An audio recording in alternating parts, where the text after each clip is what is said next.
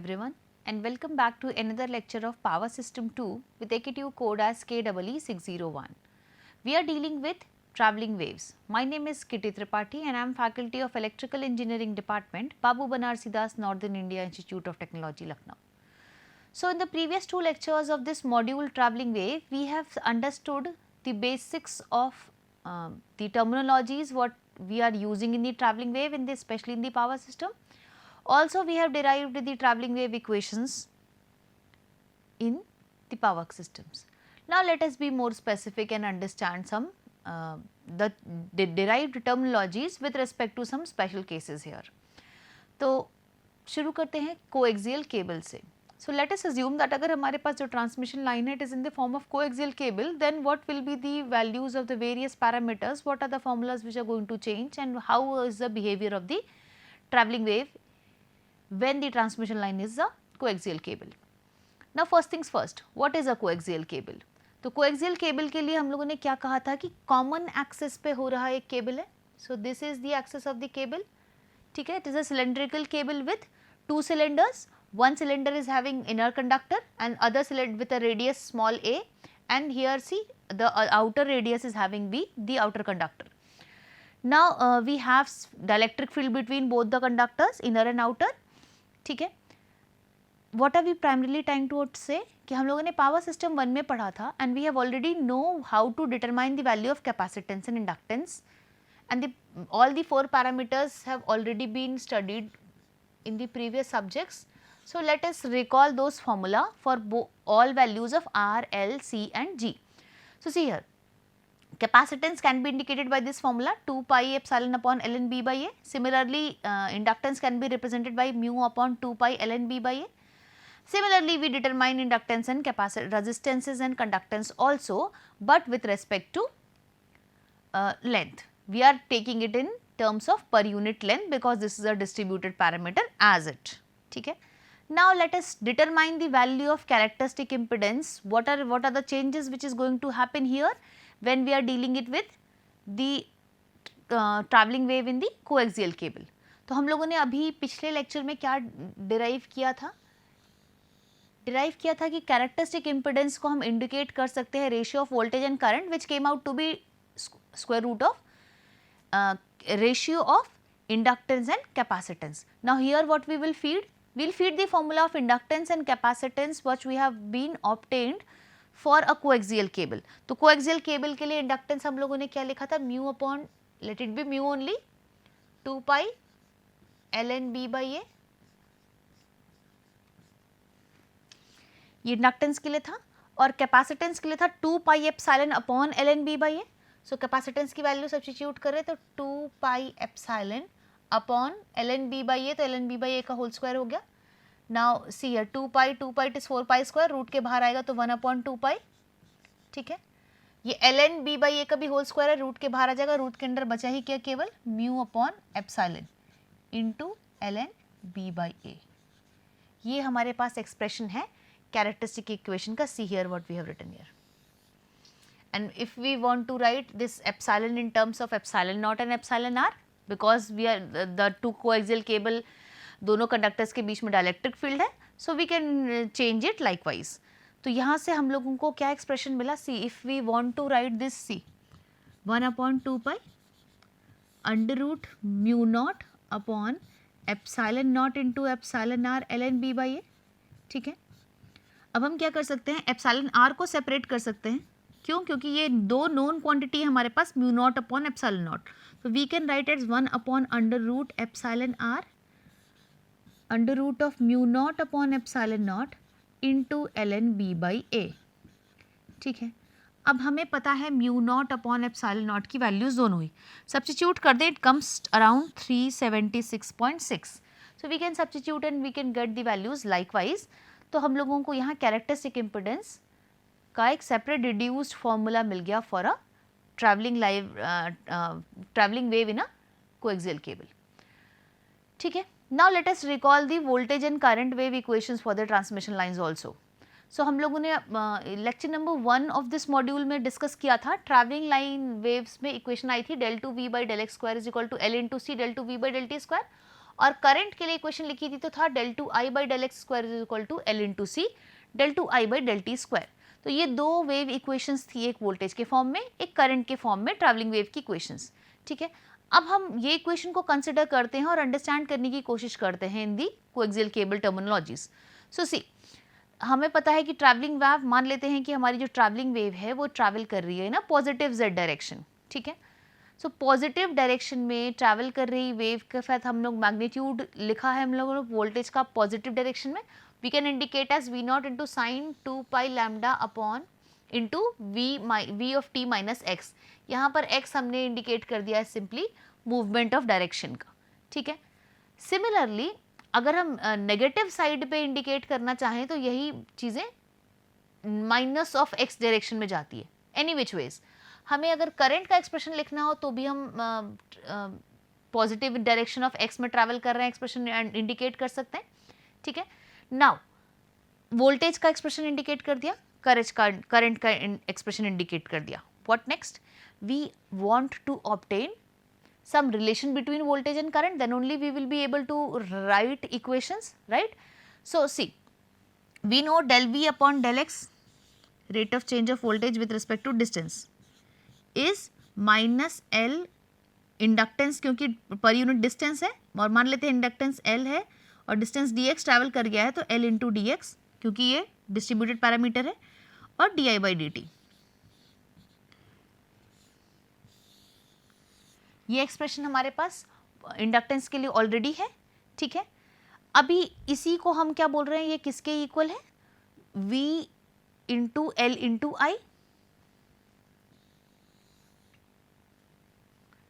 ठीक है, why V into L into I? Because we are calculating it with respect to particular distance in traveling in the z direction, x direction if you have written x here. ठीक है, now what do you want to further analyze? We want to further analyze कि हमारे पास v और i का अगर expression है, v के लिए हम लोगों ने क्या आया था, v इंटू आई इंटू एल, और i के लिए i नॉट है, हम डिवाइड करें तो v इंटू एल केवल हो जाएगा। See this is what it is written over here. तो इससे भी हमको यही एक्सप्रेशन मिलता है जो अभी हमने कैरेक्टरिस्टिक इम्पिडेंस के लिए डायरेक्टली एल अपॉन सी करके लिखा था, सेम ही एक्सप्रेशन यहाँ भी आने वाला है। तो that is what we are trying to say कि कोएक्सियल केबल में characteristic impedance we have been fixed. ठीक है, हाँ, here we can have a negative sign and that will only indicates the direction of traveling, whether it is traveling in a positive z direction, x direction, or it is traveling in a negative direction. ठीक है, और अगर दोनों directions में wave travel करती है, जैसा last case में हमने प्रीवियस लेक्चर में देखा था, दोनों डायरेक्शन में ट्रैवल करती है, तो वोल्टेज और करंट के एक्सप्रेशंस को हम लोग चेंज करके लिख सकते हैं, summation of voltage traveling in positive direction plus summation of voltage traveling in negative direction. Same goes with the current, we can write as summation of current traveling in positive and negative directions as well. ठीक है, let's quickly move to the next thing. Now what we want to understand is reflection from an end of transmission lines. Now तो first let us understand only कि reflection and reflection and transmission है क्या? Refraction that is transmission only. तो reflection and transmission है क्या? एक quick summary deduce करने की कोशिश करते हैं, फिर देखेंगे कि अगर transmission line end से terminated है तो कैसा behavior होने वाला है। ठीक है, so first things first, transmission line में अगर हम ये मान के चल रहे हैं कि ट्रांसमिशन लाइन में बहुत सारी डिसकंटिन्यूटीज हैं। ठीक है, तो हर एक डिसकंटिन्यूटी पे होता क्या है, a part of the wave which is being travelling from there at that point of discontinuity, it reflects back into and some of the part of the wave travel forward.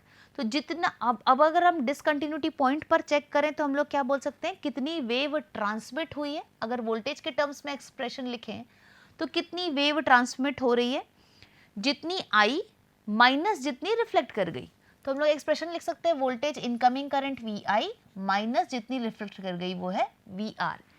ठीक है, अब अगर current के लिए लिखें तो same expression similarly हम लिख सकते हैं कि कितनी करंट ट्रांसमिट हुई, आई टी, वो डिपेंड कर रही है किस पे, कितनी करंट इनकमिंग थी माइनस कितनी करंट रिफ्लेक्ट कर गई। ठीक है, करंट को हम लोग क्या लिख सकते हैं, V अपॉन Z। तो लेट अस राइट हियर या अगर ट्रांसमिट की बात करें, अब जैसे मान के चल रहे हैं कैरेक्टरिस्टिक इम्पीडेंस, अब डिसकंटिन्यूटी पॉइंट आया है तो there has been change in something. What is that thing? That thing is first things first. अगर कंसिडर करें सबसे पहली चीज जो चेंज हो रही है वो क्या दिख रही है एक जगह से दूसरी जगह ट्रांसमिट या डिसकंटिन्यू पॉइंट पे, दैट इज इम्पीडेंस. और बेसिकली ये ट्रैवल करते समय जो ट्रांसमिशन लाइन के इम्पीडेंस है उसको क्या बोल रहे हैं हम लोग? Characteristic impedance. तो मान के क्या चलना है कि जहां डिसकंटिन्यूटी हुई है वहां पर इम्पीडेंसेस का चेंज हुआ ही है तभी डिसकंटिन्यूटी आई है, राइट? तो जितना ट्रांसमिट किया है वो दूसरा कैरेक्टरिस्टिक इम्पीडेंस होल्ड कर रहा होगा, जहां रिफ्लेक्ट हुआ है और जहां इंसिडेंट है वो दूसरा कैरेक्टरिस्टिक इम्पीडेंस होगा. तो let us consider two different characteristic impedances, one where wave is incoming and other where it is transmitting. ठीक है, अगर उसको कंसिडर करें तो करंट को क्या लिख सकते हैं? Voltage transmitted upon characteristic medium of the material जिसमें ट्रांसमिट हुआ है इज इक्वल टू, यहाँ इंसिडेंट करंट को क्या लिख सकते हैं? Voltage of incident divided by वो इम्पीडेंस जहां से ट्रांसमिट हो रहा था, मतलब दूसरा कैरेक्टरिस्टिक, पहला कैरेक्टरिस्टिक इम्पीडेंस. ठीक है. सिमिलरली रिफ्लेक्शन की बात करें तो रिफ्लेक्शन करंट को लिख सकते हैं reflective voltage divided by impedance. कौन सा? रिफ्लेक्शन भी तो फर्स्ट मीडियम में ही वापस हुआ, और फर्स्ट मीडियम की बात करें तो वहां कैरेक्टरिस्टिक इम्पीडेंस ZC1 मान रहे हैं, तो it is going to be same. Now अगर VT टोटल है तो अगर ट्रांसमिट हो रहा है, ठीक है, और VI इंसिडेंट है, VR रिफ्लेक्टेड. अब हम क्या यहाँ से डिड्यूस करना चाह रहे हैं? हमें दो चीज़ों का जानकारी चाहिए. एक, कितना ट्रांसमिट हो गया, यानी कि किसका इंसिडेंट कितना हुआ था और कितना मतलब VR का टर्म हमें यहाँ से रिमूव करना है. दूसरा चीज़, हमें कितना रिफ्लेक्ट हुआ है वो जानना है, कितना इंसिडेंट हुआ था वो जानना है, मतलब VT का टर्म रिमूव करना है. तो एनी विच वेज हम कोई एक चीज़ करके रिमूव कर सकते हैं. ठीक है, तो यहाँ पर कोई भी एक टर्म को रिप्लेस कर दें, और वो रिप्लेसमेंट कैसे होगा? वोल्टेजेस के थ्रू. ठीक है, हम मान के चलें कि जो वोल्टेज टोटल वोल्टेजेस है वो इंसिडेंट प्लस रिफ्लेक्टिव वोल्टेज का सम है. ठीक है, तो यहाँ पर VI प्लस VT लिख दें, VI plus VR.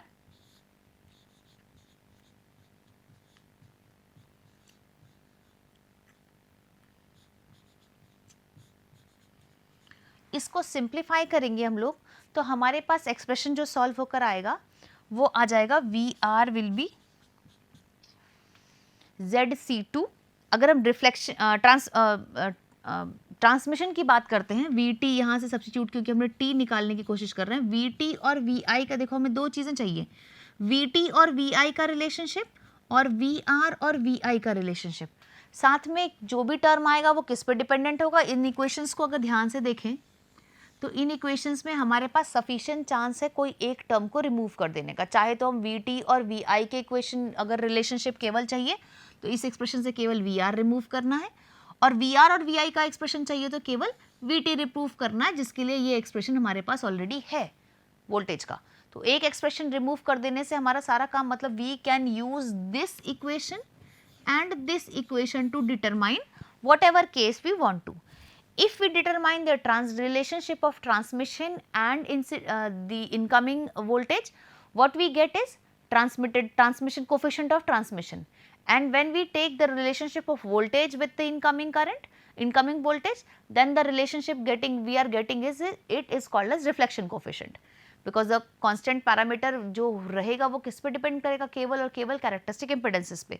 It comes out to be when we use VT and VI, मतलब ट्रांसमिशन और जितना ट्रांसमिट हो रहा है दूसरे मीडियम में, it comes out to be 2Z.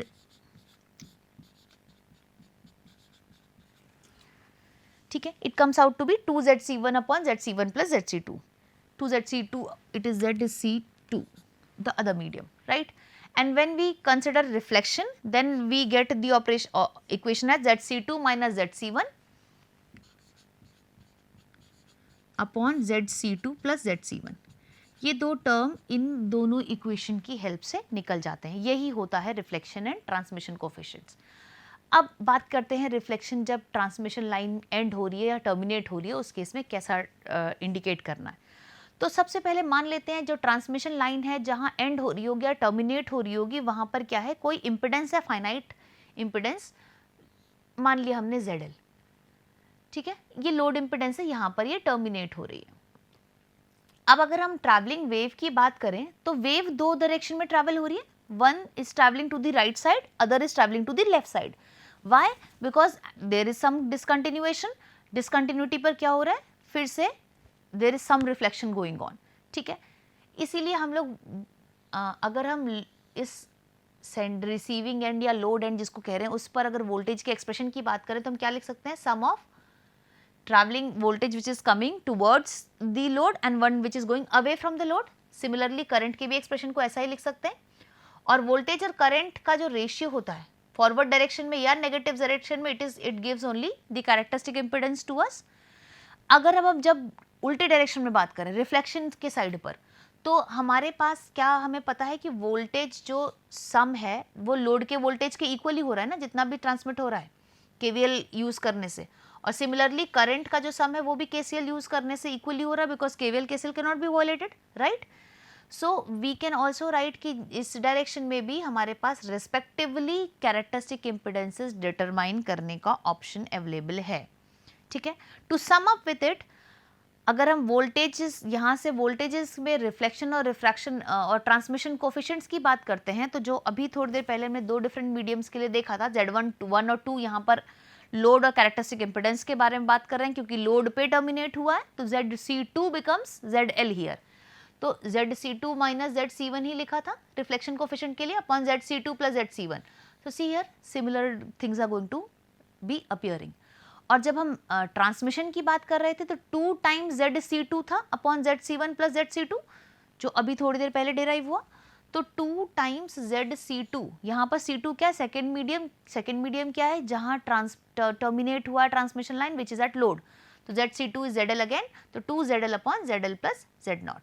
यहाँ क्लियरली हम उन लोगों को ट्रांसमिशन पैरामीटर्स, अगर यही चीज़ हमें करंट के रेशियो से सॉल्व करने की कोशिश करें तो भी सेम ही चीज़ आएगी। अगर हम वोल्टेज का इक्वेशन ना यूज़ कर करंट की इक्वेशन यूज़ करें, we are going to get the same thing. The only way of representation is difference। Once जब हम कोफिशिएंट कह रहे हैं तो इस कोफिशिएंट को करंट के रेस्पेक्ट में कहेंगे, तो करंट के negative direction of current upon positive direction of current के एम्पलीट्यूड्स का कोफिशिएंट है। और अगर वोल्टेज के टर्म्स में कह रही हैं तो V minus upon V plus, तो वोल्टेज के एम्पलीट्यूड का कोफिशिएंट है। तो only thing is what we are trying to say in which terminologies, the expression whichever you use, it is only the same only, ठीक है। यहाँ से क्या है इंडिकेट हो रहा है कि अगर लोड टर्मिनेट हो, लोड पर कहीं कोई टर्मिनेशन हो रहा है ट्रांसमिशन लाइन का किसी लोड पर जो कि ZL है और कैरेक्टरिस्टिक इम्पिडेंस है जो कि Z0 है, अगर वो मैच नहीं कर रहे हैं, if it is not matching, then see there is reflection going on, and what if they match? Reflection matching का क्या मतलब है कि दोनों वैल्यूज सिमिलर या सेम नहीं है। अगर सेम नहीं है, क्योंकि देखिए अगर आप Z0 और ZL का डिफरेंस है रिफ्लेक्शन कोफिशिएंट में, अगर ये डिफरेंस खत्म हो जाए तो वेव रिफ्लेक्ट नहीं करेगी, which means if this impedance matches, if this Z0 is equal to ZL, there is a matching in the impedance, and if impedance matches, the reflection coefficient becomes equal to 0. That means whatever wave is coming, it is simply getting transmitted to different medium. Okay. Now let's move ahead. Let us quickly recall the equation of voltages also, so that we can parallelly get information about characteristic impedances also. So अभी हम लोगों ने क्या case consider किया कि load से transmission line terminate हुआ है, ठीक है। लोड, अब एक्सप्रेशन देखने की बात करें तो हमारे पास लोड एंड पे टर्मिनेट हुआ है and this termination is having some impedance ZL, तब लोड को ZL मान लिया है, ठीक है। अब अगर हम वोल्टेज की बात करें, किसी Z डिस्टेंस को वोल्टेज ने ट्रैवल किया है, तो क्योंकि टर्मिनेट हुआ, the voltage is going to be transmitted into one medium and reflected into the original medium again. तो हम वोल्टेजेस को किसके फॉर्म, अगर वोल्टेज का वेव फॉर्म इक्वेशन लिखेंगे तो it is travelling in the positive direction and in the negative direction as well. तो positive direction का एक्सप्रेशन प्लस नेगेटिव डायरेक्शन का एक्सप्रेशन लिख सकते हैं। अब वोल्टेज को V into e to the power minus gamma Z लिख रहे हैं हम लोग, तो पॉजिटिव डायरेक्शन में हमने इंडिकेट कर दिया V0 प्लस और नेगेटिव में लिख दिया मान लीजिए magnitude V0 minus. Positive direction में इसलिए e to the power minus gamma Z है और नेगेटिव वापस जा रहा है तो d to the power plus z के डायरेक्शन में इंडिकेटेड है। ये टर्मिनल हमें इंडिकेट कर रहा है propagation is in positive z direction, और ये प्लस गामा जेड हमें इंडिकेट कर रहा है propagation is in negative z direction. ठीक है, और v प्लस वी माइनस जो हम बोल रहे हैं क्या है, अगर मैग्नीट्यूड की बात करेंगे तो सिंपली v नॉट और v naught minus, v naught plus and v naught minus. ठीक है, so what, so we are trying to say कि अगर हम इसको z डिस्टेंस ट्रैवल कर गया है उसके फॉर्मेट में इस एक्सप्रेशन को चेंज करके लिखना चाहें तो क्या लिख सकते हैं। तो हम करेंगे क्या, हम जो इनिशियली z नॉट या डिस्टेंस था हम उसको रेफरेंस की तरह यूटिलाइज कर लेंगे and see what we will write. अगर हम पॉजिटिव डायरेक्शन में वेव को ट्रैवल कर रहे हैं तो we can write the magnitude of voltage into positive direction into e to the power minus gamma into z naught एक रेफरेंस डिस्टेंस ट्रैवल हुआ है। ठीक है, सिमिलरली नेगेटिव साइड में भी z नॉट डिस्टेंस ट्रैवल हुआ तो कोई पर्टिकुलर डिस्टेंस ट्रैवल हुआ तो it is v naught into e to the power minus plus gamma into z not.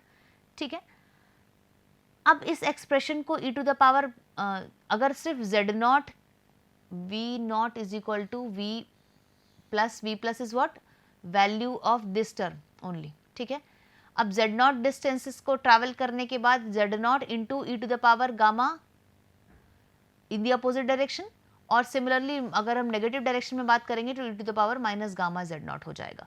इससे हमें क्या मिल रहा है, दो डिफरेंस, अगर हम z नॉट को रेफरेंस ले लें तो कितना डिस्टेंस ट्रैवल हो रहा है उसके डिफरेंस में लिख सकते हैं, क्योंकि यहाँ देखिए ये टर्म पॉजिटिव है और ये टर्म नेगेटिव है। तो what we can write is z minus z naught, this z minus z naught e to the power में, तो हम कितना डिस्टेंस ट्रैवल हुआ पॉजिटिव साइड में और नेगेटिव साइड के एक्सप्रेशन में लिखना चाहें तो वोल्टेज को magnitude into e to the power minus gamma z minus z not और e to the power gamma z minus z not के फॉर्मेट में रिप्रेजेंट कर सकते हैं। यहाँ पर जितना जितना डिस्टेंस चेंज होता जा रहा है वैसे वैसे हमारा एक्सप्रेशन हमें मिलता जाएगा। ठीक है, so what we get from it कि अगर हम कंपेयर करें इन इक्वेशंस को जहां पर z नॉट का वैल्यू ही था, केवल एक डिस्टेंस ट्रैवल हो रहा है रेफरेंस वैल्यू है, और एक जगह जहाँ डिफरेंसेस वैल्यू कैलकुलेट हो रहे हैं, तो हम कंपेयर करके हम एक्सप्रेशंस को कंपेयर करें तो हमको सिंपली क्या पता चल रहा है कि 0 से z नॉट डिस्टेंस जाने में जो एक्सप्रेशन, अगर मान लीजिए z 0 हो जाए तो e to the power plus gamma वाला एक्सप्रेशन आ जाएगा। What is this, is simply showing what reference plane हमने चेंज किया हुआ है। द ओनली थिंग यहाँ से जो इंडिकेट हो रहा है वो है पॉइंट ऑफ रेफरेंस। ठीक है, now what if it is travelling in the negative direction and we consider the distance as minus d. अगर रेफरेंस फिर से हम इंडिकेट करना चाहें तो वोल्टेज के लिए अगर हम डिस्टेंस को माइनस डी रख लें तो z के एक्सप्रेशन में क्या रख देंगे, minus d e to the power minus gamma, z की जगह क्या हो जाएगा minus d, minus minus become plus, तो e to the power gamma into plus d. यहाँ क्योंकि ऑलरेडी प्लस था z की जगह माइनस डी है तो ये एक्सप्रेशन क्या हो गया माइनस डी। यहाँ से क्या दिख रहा है हमको, सी this is propagating forward and this term is propagating backward, उल्टा हो रहा है यहाँ पर। ठीक है, प्रोपोगेटिंग फॉरवर्ड एंड बैकवर्ड, और होना भी चाहिए था because we are now returning back in the original medium. ठीक है, सो वी कैन सिमिलरली, जैसे वोल्टेज का एक्सप्रेशन है वैसे ही करंट का एक्सप्रेशन लिखना चाहें तो सिमिलरली यहाँ क्या कर सकते हैं, divided by characteristic impedance only, तो v अपॉन z नॉट, और यहाँ d है क्या चीज, d see here in the diagram, d is indicating see this distance from the load till where we want to calculate. ठीक है, so here we can write the equations for reflection voltages in the when it is getting reflected back and when it is transmitting in the forward direction. ठीक है, similarly current के expressions देखा जाए तो यहाँ हम लोगों ने वोल्टेज के लिए माइनस डी के समय जो एक्सप्रेशन लिखा था वो भी यही था जिससे पहले लिखा है। ठीक है, अब इसमें अगर कॉमन लेने की कोशिश करें तो e to the power see here e to the power gamma D.